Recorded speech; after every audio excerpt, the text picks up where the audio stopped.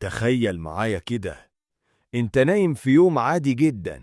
فجأة تلاقي الدنيا كلها اتغيرت. الشمس بتقرب من الأرض، حرارتها مولعة، والناس خارجة في الشوارع بتجري يمين وشمال، ومش عارفين يستخبوا فين، ولا في مكان يحميهم، ولا في حد يقدر ينقذهم. السما بتتفتح بنور رهيب يخليك تغمض عينك بالعافية، وصوت صاخب يهز الكون كله. كل اللي عايشين بيقولوا: هو ده، قامت الساعة.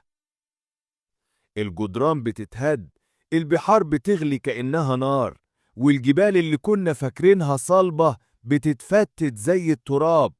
الناس بقت في حالة رعب، كل واحد مش فاكر غير ذنوبه، اللي ظلم واللي خان واللي ضيع عمره في الفاضي. كلهم بيصرخوا: يا رب سامحنا. وفي اللحظة دي الملايكة بتنزل، والميزان بيتنصب، كل نفس هتتشال وتتوزن، يا جنة يا نار. المشهد مرعب، والندم مش هينفع، يوم ما مفيش رجوع ولا فرصة تانية. والسؤال اللي بيكسر القلب: احنا مستعدين ليوم زي ده؟